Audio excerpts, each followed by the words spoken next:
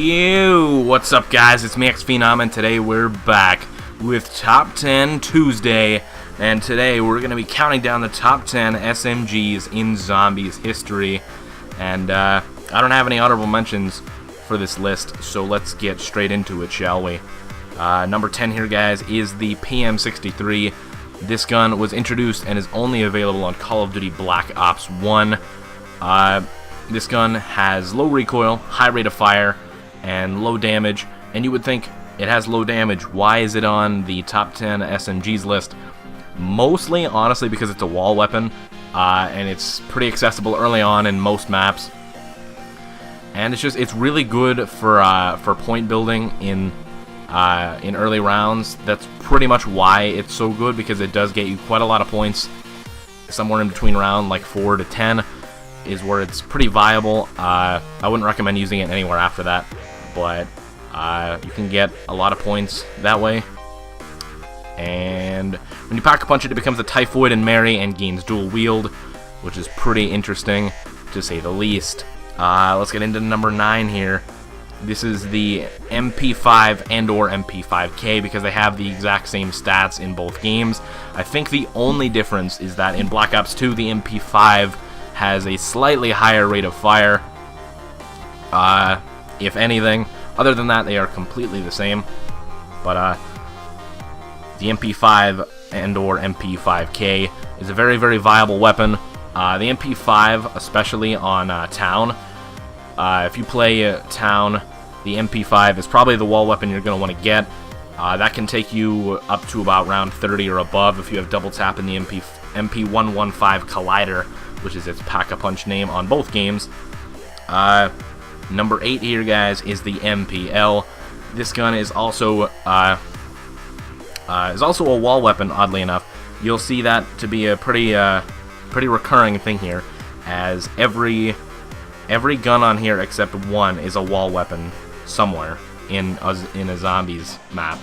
But with the MPL, this is just like the PM63, high rate of fire, small magazine, low recoil, pretty low damage. But again, I probably should have put the MP5 above this now that I'm reading this list off, but whatever. But this thing is really good for getting points, just like the PM63. Also, like I said, very accessible on early rounds, which makes it a pretty viable choice for early rounds. Number 7 here is the Thompson, and this gun is a fan favorite for a lot of people. It is pretty low damage, moderate to high rate of fire, small magazine, similar to the MPL and the PM63 in a way, but I think it has a lot higher damage. The Thompson is pretty viable. Unpack-a-punch till about round 10 to 15. Pack-a-punch becomes the Gibbs-O-Matic and becomes pretty damn good. I think this gun has a pretty abnormally high headshot multiplier, but I'm not entirely sure of that, so don't quote me on it. But yeah, I don't know. Thompson is a pretty damn great gun. Number 6 is the PDW-57. This gun was introduced into Black Ops 2 Die Rise as a wall weapon, and considering how close it is to outside of the spawn room, and considering how good of a weapon it is, it's pretty crazy. I would go on a limb to say that the PDW is probably the second best wall weapon, in my opinion, that we've seen in Zombies, next to the AN-94, which are, oddly enough, both from Black Ops 2. But the PDW-57 has a moderate rate of fire, moderate to high damage, low recoil, and a very big magazine, 50 rounds in a magazine by default. I don't believe that it gets extended mags, though, when Pack-a-Punched, which kind of sucks. But Pack-a-Punched with double tap too, this thing can last you till about round 30 or higher. Like higher than round 30 if you're good at getting headshots. Number 5, top 5 here, guys. Number 5 is the AK-74U. This gun is quite great. It's in a pretty prime spot on Call of the Dead for for rape training. It's pretty damn good. I don't know what else to say about it. Moderate to high damage for an SMG. Low rate of fire, low recoil. Small magazine, unfortunately, but it's still a very, very good wall weapon.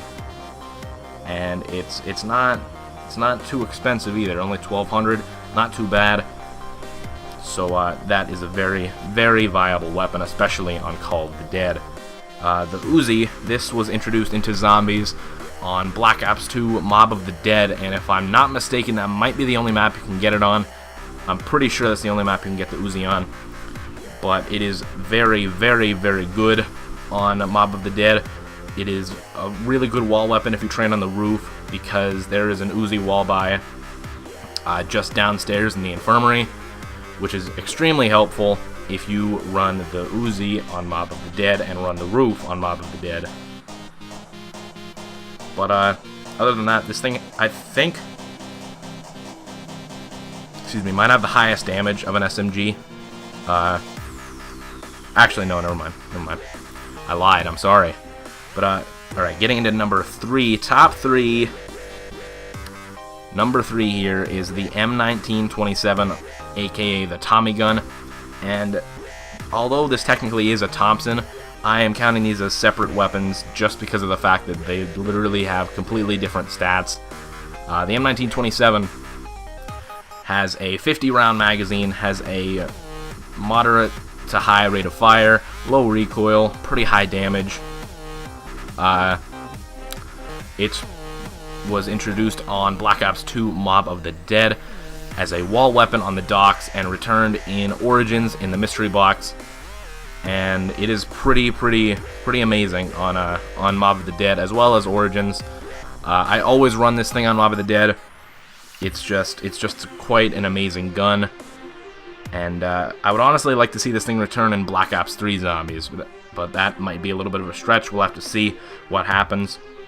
Number 2, most of you guys won't agree with me when I put this at number 2, but number 2 is the PPSH 41, and the reason that I put this at number 2 for the most part is because it's not a wall weapon, and the rate at which this thing goes through ammo is crazy, especially for the fact that it's not even that high damage of a weapon. So in higher rounds, even pack-a-punched, you'll go through all of your ammo before the end of a round, almost guaranteed, even without double tap. But the PPSH, high rate of fire, pretty low recoil, surprisingly, for how high the rate of fire is. Huge magazine, 71 rounds by default, I believe. Low damage, though, and just at the rate you expend ammo, it's crazy. This thing should have been a wall weapon at the rate you expend ammo. You'll be, I don't know. I don't know. I love the gun so much. I just wish it was a wall weapon. But number 1 here, this one was hard to, like, number 2 and number 1 were hard to rank for me. But number 1 is the MP40, and more specifically, the MP40 from Black Ops 2 Origins. I'm counting it like as a whole, the MP40, but the reason that I decided to put it up here and not the PPSH ahead of it is because I remembered that the one in Black Ops 2 is actually different.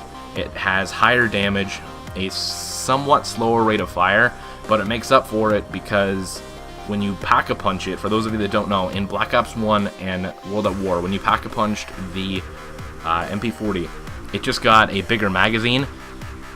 It upped the magazine size from 32 to 64, but the reserve ammo stayed at 192.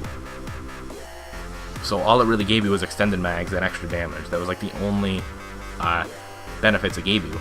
But on Origins, it gives you extended mags and extra reserve ammo, which is extremely helpful. So that was the only reason that I put it at number 1. And plus, how viable this thing is on Origins, it's just crazy. Just because of the fact that it's a wall weapon, number 1, and there's, I think, at least 2 or 3 wall buys around the map for it. especially in the middle where I usually train in that map. So that is extremely helpful for me. But this has been the top 10 SMGs in Zombies history for you guys. Thank you guys so much for watching. Be sure to subscribe for more Top 10 Tuesday, Top 5 Friday, Phenom Podcast, Phenom Platinums, and whatever else you are enjoying on the channel. And by the way, next week, be sure to look out for some Black Ops 3 beta gameplay. And by some, I mean a ton. And I will see you guys in the next video. See you later. Peace out.